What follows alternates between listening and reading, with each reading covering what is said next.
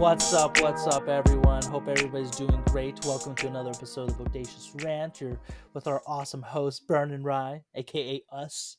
Um, so if you guys haven't done so already, feel free to check out our the Marvels review because we're talking more Marvel stuff today. So just to kind of keep the Marvel flow going, we are talking about one of the best shows Marvel slash Disney has done in the last few years, and that is Loki season 2. It just finished up this last week, and it was just a 6 episode run, so it's actually a pretty easy binge to get through, in all honesty. And wow, that's all I got to say for it. But so we are going to dive into a little bit of spoilers here, so full warning for those who haven't seen all of it or seen it in general. Feel free to come back and check it out with us when you have caught up. But please also don't forget to ring the bell. Oh my god, ring the bell to stay up to notifications. Like, give us a like just to show the appreciation, and of course subscribe so we can keep growing the Bodacious family, as you will. um, but yeah, so for those for a recap of what happened in Loki, Loki realizes that there's more at work than just the Infinity Stones and all that, and with working with the TVA and the repercussions from killing one of the Kang variants, played by Jonathan Majors, which is He Who Remains. Time is just literally unraveling and expanding at the same time, and this season, him and Mobius, played by Owen Wilson, are just you know, trying to figure out what to do. How do they stop time from just completely getting erased without pruning, aka just removing all the other timelines and just destroying infinite amount of lives. Um, and that's why I will say this season, I think it took off very well from the last one, where it really, not only with the shorter episode run, that it just felt more was at stake, but the pacing was just a lot better. Because I guess since we're already kind of familiar with like Loki and the TVA, I think it flowed a lot better. Like, what did you think of this season, Burn? Yeah, I mean, it picks up where the last one left off, and just takes that baton and runs with it. Like immediately picking up after the ramifications of the huge cliffhanger ending of He Who Remains dying and all these multiverses being created. It's like, where do we go from here? And yeah, where do we go is the TVA is basically collapsing in on itself, and it's a race against time to prevent that, and that from being destroyed, and from the different multiversal branches being destroyed too. So not only are we trying to save the TVA, but we're trying to save all these infinite timelines that He Who Remains kept from growing. So it's just it's a huge, like, insurmountable thing that they have to accomplish in the entire like at least the first 3 episodes. The first half of the season is them just trying to scramble together and try to prevent that from happening. And it's really, like you said, it's really energetic stuff where the pacing is just like a freight train basically the entire way through. Yeah, and we're joined by, I'm glad a lot of the returning characters came back, like specifically Owen Wilson and Loki. Them two working together is just awesome. I think after this season, they're definitely my favorite like MCU partnership for the most part, because they're so much fun to watch together. Especially Owen Wilson. I'm glad this is like, I think this is one of his best characters like ever that he's done, because he does great with the comedy, but also the inner struggles of like what's outside the TVA, because we find out last season that kind of reminded me that everyone's a variant. They've all come from a timeline, or the sacred timeline, but they've been picked up for the greater good, essentially, if you want to look at it that way. So he did great with that. I'm glad that we also got Sylvie, who was played by Sophie DiMartino. I'm glad she came back, and she kind of has a good little a little addition to her character growth from the last season. Jonathan Majors, I think this may be the last thing we see him in with Marvel, because all the allegations and stuff. So I don't think he'll come back anytime soon. But he was good as He Who Remains, and Victor Timely. I thought his performance was great. Um, what else? We're also joined by someone that has also had a comeback, which is so great. I'm probably gonna say this wrong, but Kihui, how do you say him? The guy who played Short Round. How do you say his name, Bern? Do you know how? Kihui Kwan. Kihui Khan. Yeah, he came back as OB, aka Ouroboros in the TVA, which was like, he was kind of one of those characters I thought, oh, he's just gonna be some random person for comedic relief, but he was actually a huge deal in this season, which is just what made it even better. Um, And then we also had Tara Strong voice Miss Minutes again, Gugu Mbatha-Raw, who came back as Ravonna Renslayer. And Miss Minutes and Renslayer were great villains to have. I forgot how scary they both are, because I think Loki came out last season or 2 years ago. I think it was last season, right? Last year. I don't. I think it's probably been 2 years actually. Ugh, it's been a while, but yeah, like, well, it's one of those things. I kind of forgot how great they are, but like when episode 2 and 3 came around, I was like, oh, that's how you guys are. Like, cool. We definitely know it. Where Miss Minutes is literally an unhinged AI at the will of her master, and Ravonna is just clinging to whatever power she can get back, which is just again, just great work by him. And then Wunmi Mosaku come back as B-15. She was great too, as like kind of like the anchor for both Loki's and Mobius's madness, just trying to keep everything together and stuff at the TVA. Um, yeah, like I said, was there any? Did you like any of the actors, or was any stand out for you at all with this season, Burn, or did you just love everyone? No, I didn't like any of them. They were all pretty Oh, bad, equally. Yeah, it was just a disappointment all around. No, I mean, come on. Yeah, they were. I mean, look, all these actors are fantastic, and they all do their jobs really well in this show, and this season in particular was very character focused. I feel like, and they were all given a lot to do. The show, kind of jumps around a lot, but it does a really good job of focusing in on who these people are and sort of like their own motivations for wanting to either save the TVA or to let everything like collapse in on itself. You by the end of it, you understand them and you know where they come from because it's written out so well and they're performed so well. Yeah, like you mentioned, Owen Wilson and Sophia DiMartino, coming back from the first season as two people who are really close to Loki, do a really good job of rounding him out. And as someone who wanted a little bit more of Owen Wilson and Tom Hiddleston interacting in the first season, we kind of got that only in the first two episodes there.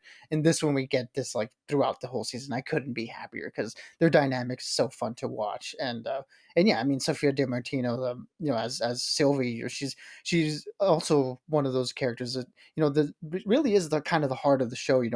Being the advocate for wanting to keep these multiverses alive and viewing them all as people and not just an image on a screen. Like these are all like lives that the TVA is kind of flippantly playing with. Really doing a good job of grounding it all in reality. So I think she did a really good job in this season too. And yeah, as you mentioned, Miss Minutes and Ravonna Rensa, really some dastardly villains and in their own way, like you think about it, they what they want is sort of what the characters want too. They want the TVA to remain at the top and be able to control these timelines, but their idea of that is far different from what our main characters want. So you have all these players, working towards the same goal, but each having their own interpretation of what that goal is, and to be able to balance that all and have them interact with each other and have a lot of these philosophical debates that we get through this season.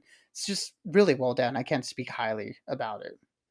yeah, and one thing I did like was kind of the big twist with this one in the first episode, because I remember the finale last one, he gets I thought he got thrown into a similar universe, like another part of the multiverse where Mobius didn't know who he was. We see the statue of Kang the Conqueror, essentially, or the he who remains at the TVA, but we find out he's actually been thrown in the past, and he just keeps the time slipping. I thought that was a really good twist to this whole thing, and kind of made the plot a little bit more fun, and make it a little bit, kind of make it more, oh my god, I can't talk. Just make it work better for the most part for what this how this show ended. I think it played a really good factor into that, and I just love Sylvie's debate of free will, and you gotta let these timelines stand. Whereas Loki and kind of the TVA, they're essentially like, yeah, we get that, but at the same time, there has to be certain order without killing everyone, because we've gotten like the TVA is past the point of like, stop pruning everything. Like, we got to figure out how this can all work, but at the same time, you can't just have it's that line of chaos and order.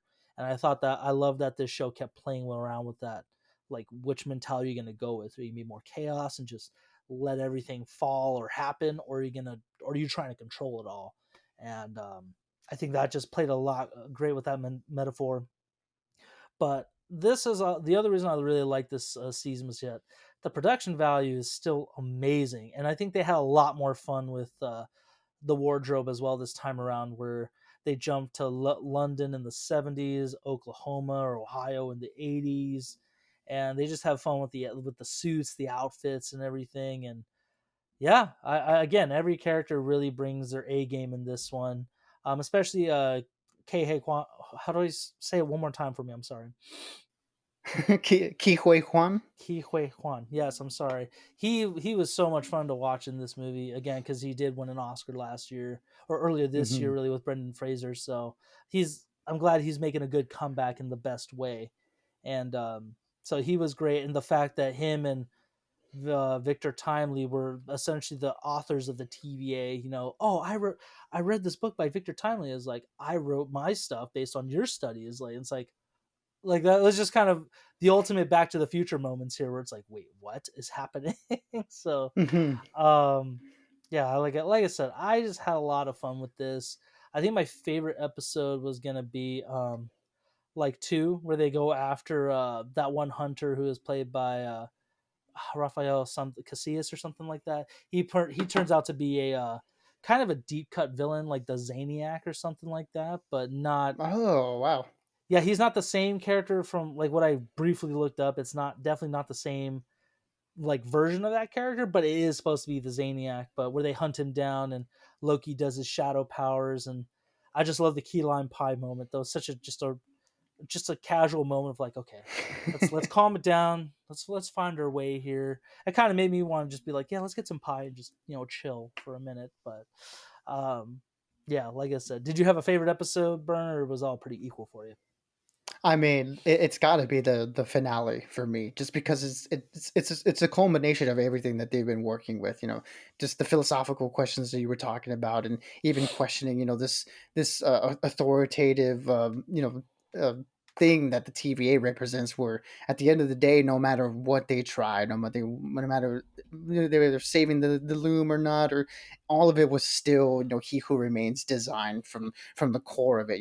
No matter what they were trying to do, they were always going to be preserving the secret timeline. So in order to break all that, you had to legitimately just break it. You had to free it from his designs in the beginning, and that's kind of what Loki's journey leads him into being, where he's taking everybody's input. And the last episode where he's going around and asking the different characters in the different points in time their opinion on what they view, like how they feel morally about what they do, and sort of taking all that in and going from being someone who wants to do what essentially he who remains was doing, which was just being on the throne and ruling over everybody. That's kind of where Loki started, to now being sort of like this benevolent being that is giving every single timeline a chance. Is such fantastic character work.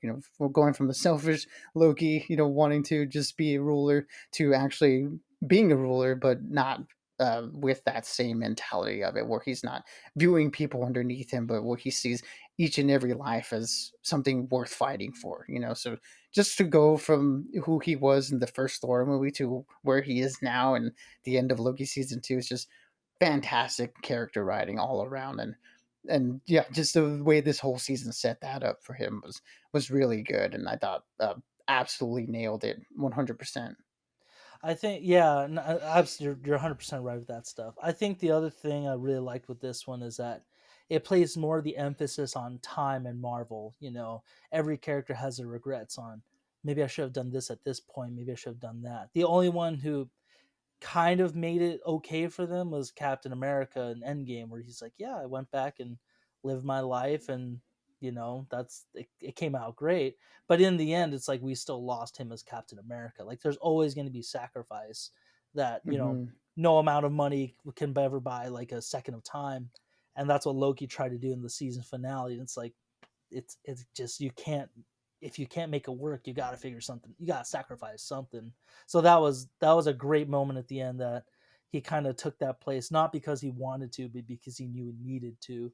And yeah, exactly how he went from a character of being super selfish and just not like entitled to being someone who's noble and actually cares about the world's really. So And also, Hmm. I think we've got one of the coolest looks for him in that finale too. Just So good. so great. And again, the one thing I like about this show too is that seeing Loki in like kind of like detective clothing almost, or like office, like he's just so casual. It's like so different, but it works on the weirdest Hmm. level.